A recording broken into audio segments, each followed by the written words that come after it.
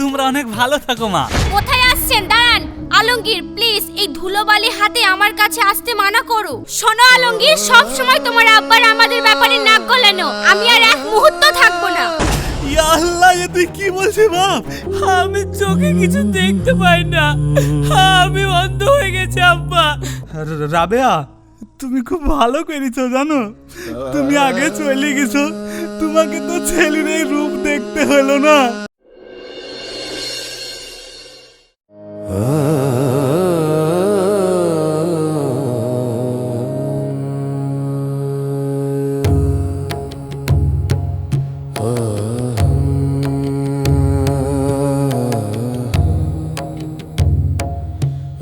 খোকা ঘুমালো, পাড়া জোড়ালো, বর্গি এলো দেশে, বুলবুলিতে ধান খেয়েছে, খাজনা দেব কিসে। ও আমার সোনা বাপ, কাঁদে না বাপ, কাঁদে না।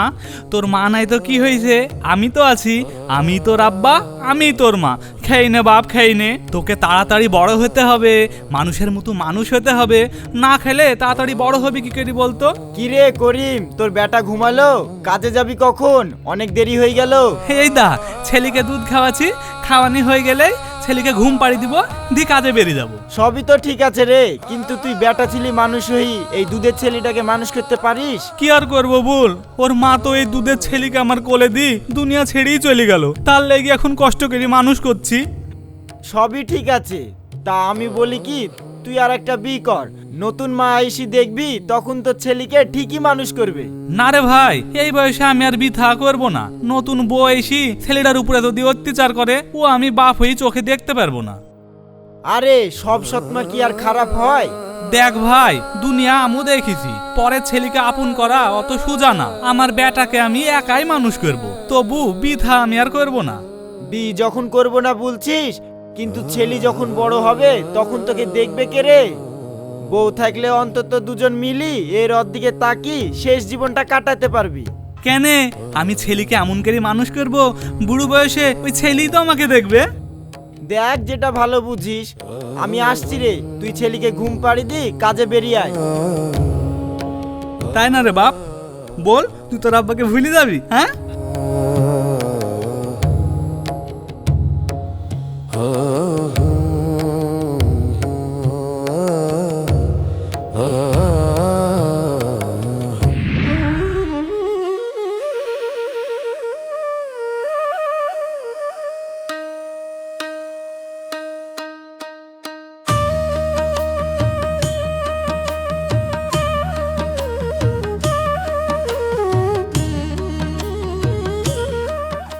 ছেলেটাকে কি বলতে হয় দেখো দিনি, আমার রান্না বান্না সব হয়ে গেল, আর এতদিন পর শহর থেকে বাড়ি আসছে, তার এখনো আসার নাম গন্ধই নাই।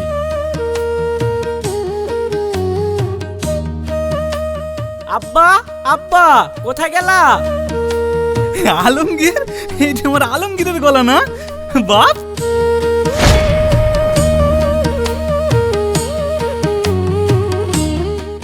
বাপ, তোর এত দেরি হলো কেন রে?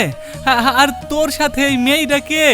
আব্বা তোমাকে বলা হয়নি, ওর নাম নাজমা, আমি ওকে বিয়ে করেছি। আলহামদুলিল্লাহ বাপ, তুই বিয়ে করেছিস? আল্লাহ তোমার লাখ লাখ শুক্রিয়া। আমার ঘরে তুমি একটা চাঁদের মতো বোমা পাঠিয়েছো। আল্লাহর কাছে দোয়া করি তোমরা অনেক ভালো থাকো মা। কোথায় আসছেন? দাঁড়ান। আলমগীর প্লিজ এই ধুলোবালি হাতে আমার কাছে আসতে মানা করো। ওকে দেখে আমার কিরকম বমি বমি পাচ্ছে। আব্বা পরে দোয়া করো, আসলে নাজমা অনেক দূর থেকে এসেছে তো, ও খুব ক্লান্ত। আব্বা তোমাকে না জানিয়ে বিয়ে করে ফেলেছি, তুমি কিছু মনে করো না। ধুর পাগলা, জানাসনি তো কি হয়েছে? তুই বোমা নিয়ে এসেছিস, এই অনেক। এতদিনে আল্লাহ মুখ তুলি চেয়েছে, এতদিনে আমার সংসারটা পূর্ণ হলো রে বাপ। যাও বোমা, তোমরা ঘরে যাও, আমি এই খুশির সংবাদটা পুরো পাড়ার লোককে জানিয়ে আসি। হ্যাঁ যা বাপ যা। কই গো সলিমের মা, এই দেখো দেখো আমার আলমগীর কিরকম সোনার টুকরো বোমা নিয়ে এসছে। কই রে সলিম, এ তো দেখি যা, আমার বেটা কি সুন্দর বউ নিয়ে এসছে।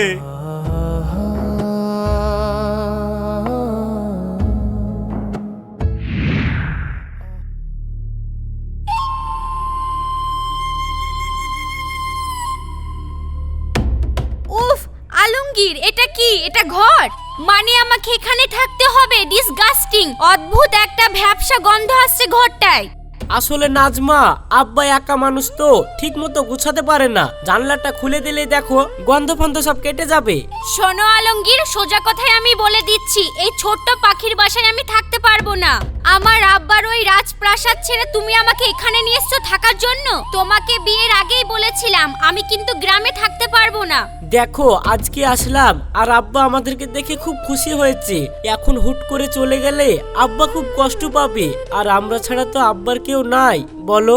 শোনো, ইমোশনাল কথাবার্তা বলবে না। তোমার আব্বার কথা চিন্তা করতে গেলে আমার চলবে না। যদি আব্বার কথাই ভাবতে তাহলে আমাকে বিয়ে করেছিলে কেন? গ্রামের কোনো গরুকে বিয়ে করতে পারতে, সে এসে তোমার এই গোয়াল ঘরে থাকতো। দেখো নাজমা, আমি আব্বাকে এই মুহূর্তে এখান থেকে চলে যাওয়ার কথা বলতে পারবো না। তুমি যদি কিছু না বলতে পারো তাহলে আমি কোনো নিজে বুদ্ধি বার করে এখান থেকে চলে যাব। ওয়াশরুমটা কোন দিকে আছে আমাকে একটু দেখিয়ে দাও।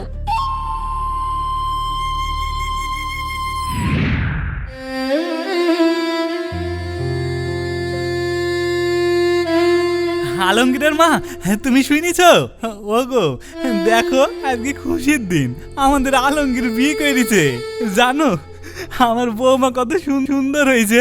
তুমি যদি আজকে থাকতা না, তুমি খুশিতে পুরো পাগল হয়ে যেত। তুমি তো সেই কবে আমাকে ফাঁকি দিয়ে চলে গেলা। জানো লোকে আমাকে কত বিয়ে করতে বলেছে, আমি কারোর কথায় কান দিইনি। তুমি তো সেই কবেই ফাঁকি দিয়ে চলে গেলা, কিন্তু আমি আমার দায়িত্ব পালন করেছি। জানো রাবেয়া, ছেলেকে বড় করেছি, ছেলের বিয়ে হলো। এখন আল্লাহর কাছে একটাই চাওয়া, একটা নাতি নাতনি হোক, নাতি নাতনির সঙ্গে একটু খেলা করবো, তাহলে আমার সব শখ পূরণ হয়ে যাবে। আর তারপরে আমি তোমার কাছে চলে আসবো, আর গিয়ে তোমার সঙ্গে সব গল্প করব। তুমি আর কতদিন একা একা মাটির নিচে এইভাবে শুয়ে থাকবা?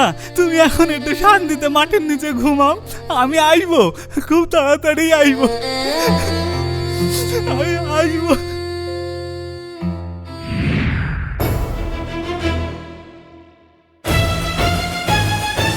না, ইম্পসিবল, আমি এখানে এক মুহূর্ত থাকবো না। তুমি বোঝার চেষ্টা করো আলমগীর, এই পচা পরিবেশে আমার দম বন্ধ হয়ে আসছে। নাজমা, বোঝার চেষ্টা করো আমি কি বলে বেরোবো এখন।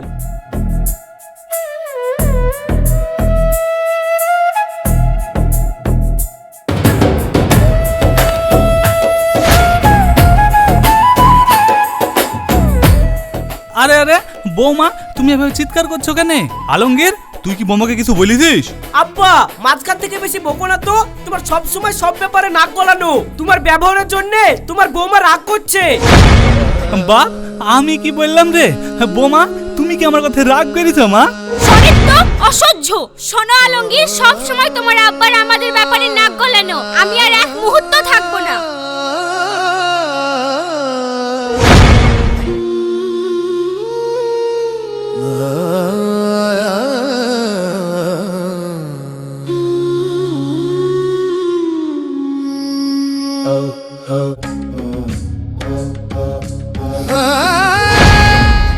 বাপ, কোথায় যাচ্ছিস তোর এসব ব্যাগ ট্যাগ নিয়ে?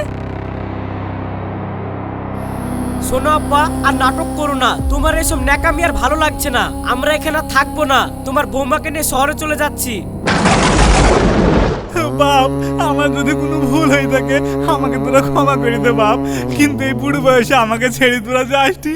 তোরা ছাড়া আমার আর কে আছে বল? কাকে নিয়ে থাকবো আমি বাপ? যাইনি বাপ। বোমা, তুমি আমাকে মাফ করে দাও মা, তুমি যা বলবো আমি তাই শুনবো। শুনুন, এইসব ইমোশনাল নাটক আমার কাছে করবেন না। আর খবরদার, একদম দূরে থাকবেন, আমাকে টাচ করবেন না। আমার এসব ন্যাকামি একদম সহ্য হয় না। আলমগীর, তুমি যাবে না? আমি একাই যাব।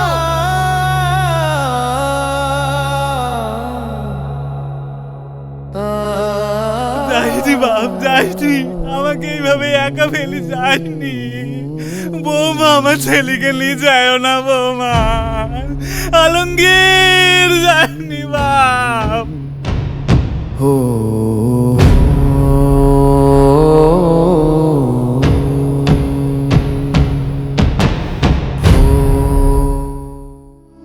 রাবেয়া, শুনিস রাবেয়া, তোমার ছেলে আজকে আমাকে থেকে চলে গেছে গো, আমাকে থুয়ে চলে গেছে। আর যাওয়ার সময় কি বলিছে জানো? সারা জীবন গাধার খাটনি খাটলাম, ওকে ছোট থেকে বড় করলাম, মানুষ করলাম, আর আজকে আমার চোখের পানি ওর কাছে নাটক মনে হলো রাবেয়া। আর বলছে ওদের ব্যাপারে নাকি আমি নাক গলাই। যাকে ছোট থেকে মানুষ করলাম তার সুখ দুঃখের খবর নিয়ে নাকি নাক গলানো রাবেয়া, নাক গলানো। রাবেয়া জানো, আমার ছেলে বড় হয়েছে গো, অনেক বড় হয়েছে, এত বড় হয়েছে যে এই গরিব বাপের ছোট্ট ঘরে তার জায়গা হচ্ছে না। তাই তো সে চলে গেল রাবেয়া, তাই সে চলে গেল। রাবেয়া তুমি খুব ভালো করেছো জানো, তুমি আগে চলে গেছো, তোমাকে তো ছেলের এই রূপ দেখতে হলো না। আমার খুব কষ্ট হচ্ছে রাবেয়া, বুকে ব্যথা হচ্ছে, মনে হচ্ছে আমার কলিজাটা কেউ ছিঁড়িলি চলে গেছে রাবেয়া, ছিঁড়িলি চলে গেছে। ওরা আমাকে পুরো একা করে দিয়ে চলে গেল রাবেয়া, পুরো একা করে দিয়ে চলে গেল।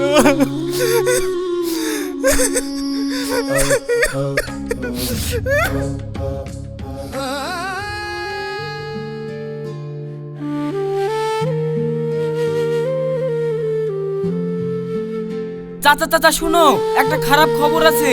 কেন শুভ, কি হয়েছে রে? চাচা আমি তো মাখেলি শহরে যাই ডাক্তার দেখাতে, তো ওইখানে কি তোমার ছেলে আর বৌমার সাথে দেখা হয়েছিল। তাই নাকি বাপ? তা ওরা কেমন আছে? চাচা আলমগীর ভালো নাই গো, তোমার বৌমার মুখে শুনলাম যেদিন তোমার কাছ থেকে ওরা চলে গেল, যাওয়ার পথেই ওদের অ্যাক্সিডেন্ট হয়েছিল। ইয়া আল্লাহ, এ তুই কি বলছিস বাপ? অ্যাক্সিডেন্ট মানে? আমার ছেলে এখন কি রকম আছে? চাচা অত ভেঙে পড়ো না, আলমগীর ভালো আছে। তবে তবে তবে কি বাপ বল? ওই অ্যাক্সিডেন্টে আলমগীরের দুটো চোখই নষ্ট হয়ে গেছে। হায় আল্লাহ, এ তুমি কি করলা? এ তুমি কি বিচার করলা? আমার ছেলের চোখ দুটো নালি, তুমি আমার চোখ দুটো নিতে পারতা বাপ। তাহলে কি আমার ছেলেটা আর কোনোদিন দুনিয়ার আলো দেখতে পাবে না? এই শুভ বাপ, তুই আমাকে আমার ছেলের কাছে নিয়ে যাবি? আমি তো শহরের কিছু চিনিনি, তোর সঙ্গে যেতাম। আমি আমার ছেলেটাকে দু চোখ ভেবে একবার দেখবো বাপ, লিচ। ঠিক আছে চাচা, আমি তো কালকে আবার শহরে যাচ্ছি, তুমি কালকে আমার সাথে যেও, আমি তোমাকে আলমগীরের বাড়িতে নিয়ে যাবো। এখন আমি গেলাম।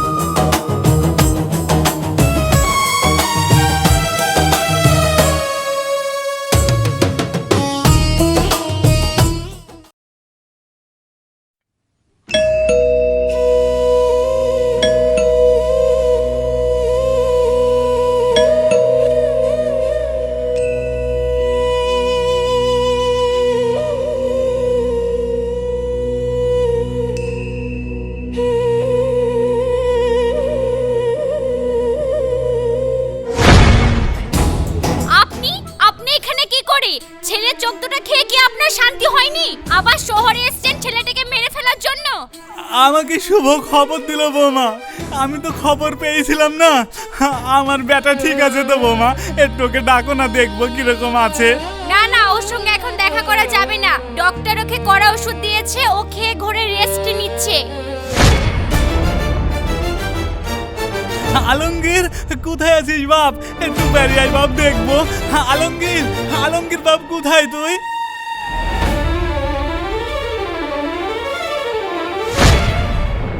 আব্বা তুমি কার সঙ্গে আসলা তুমি এই শহরে? এই শুভ সঙ্গে এসছি বাপ।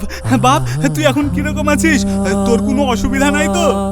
না আব্বা, আমি ভালো নাই, আমি চোখে কিছু দেখতে পাই না, আমি অন্ধ হয়ে গেছি আব্বা, আমি অন্ধ হয়ে গেছি, তোমার ছেলে অন্ধ হয়ে গেছে আব্বা, আমাকে ক্ষমা করে দিও, সেদিন ওইভাবে তোমাকে কষ্ট দেওয়া আমার উচিত হয়নি। তুই কোনো চিন্তা করিস না আলমগীর, এটা তোর বাপ চাইলে এসছে, দেখবি সব ঠিক করে দিবে। এখন থেকে আমি তোর কাছেই থাকবো। আমি জানি তো আপনি এখানেই থাকবেন, ওর জন্যই তো আপনি এখানে এসেছেন। তবে আমার নামও নাজমা, আপনার সঙ্গে আমিও এক বাড়িতে কিছুতেই থাকবো না। আজকের মধ্যেই আপনাকে আমি বাড়ি থেকে বের করবই।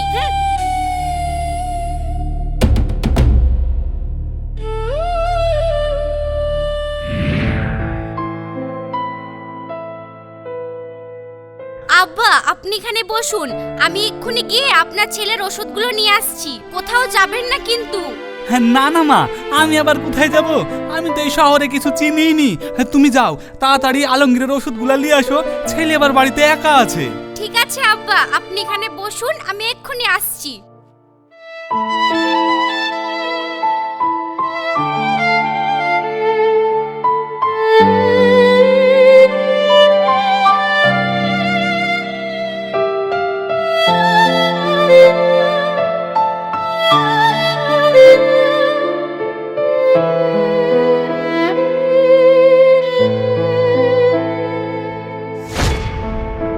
কি ব্যাপার, ওইটা চাচা মনে হচ্ছে না?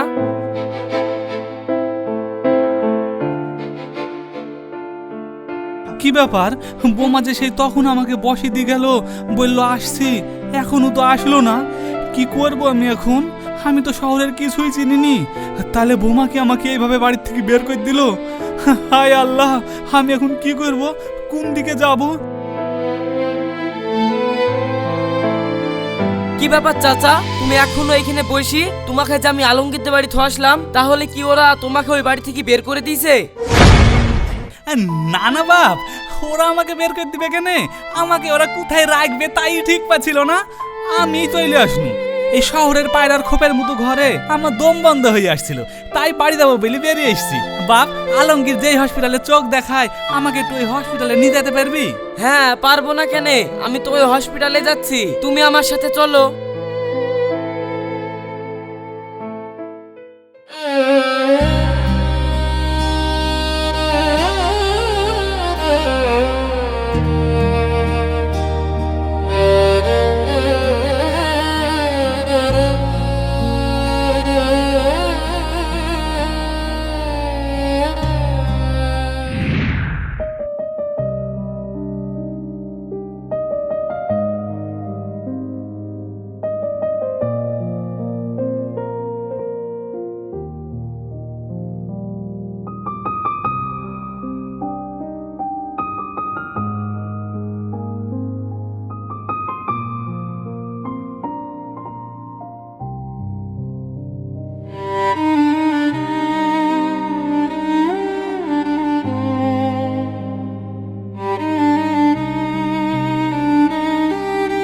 আস্তে আস্তে চোখটা খুলুন, তাড়াতাড়ি চোখটা খুলবেন না।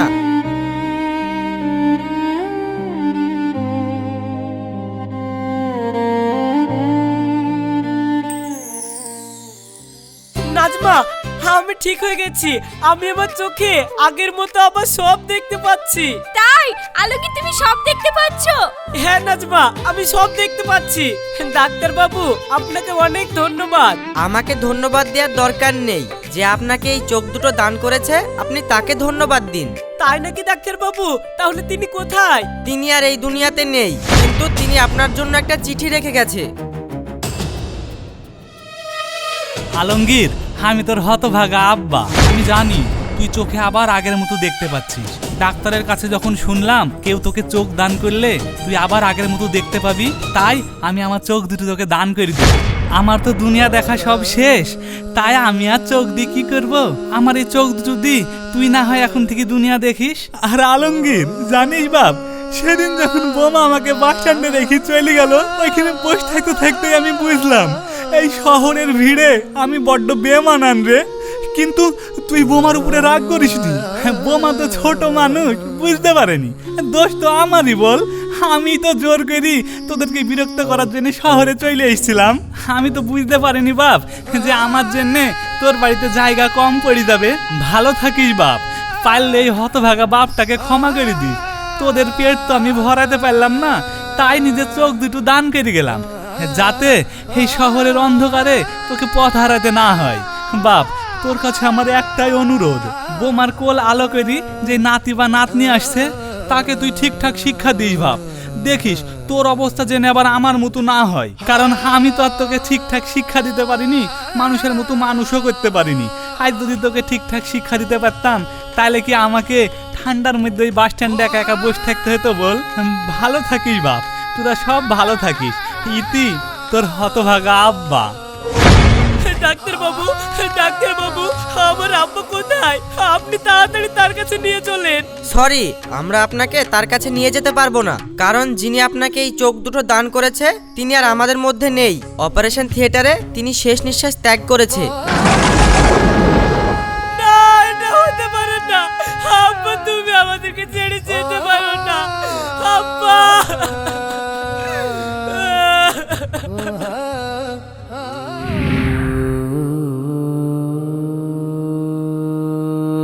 দেখো আলমগীর, আমি তোমার আব্বার সাথে খারাপ ব্যবহার করেছি ঠিকই, কিন্তু কখনো তার মৃত্যু কামনা করিনি। তুমি আমাকে ক্ষমা করে দিও, আর আব্বা আপনিও আমাদেরকে ক্ষমা করে দিয়েন। আব্বা, তোমার সঙ্গে আমরা অনেক খারাপ ব্যবহার করেছি, কিন্তু তোমার সামনে দাঁড়িয়ে কখনো সরি বলা হয়নি। আজ যখন তোমার এই দান করে চোখ দিয়ে তোমার নিথর কবরটা দেখছি, তখন লজ্জায় মরে যেতে ইচ্ছা করছে। বড্ড দেরি করে ফেললাম আব্বা। তোমার এই অযোগ্য সন্তানকে তুমি ক্ষমা করে দিও। সরি আব্বা, আই এম সরি। আব্বু আমার জান, আমার পৃথিবী, তুমি ছাড়া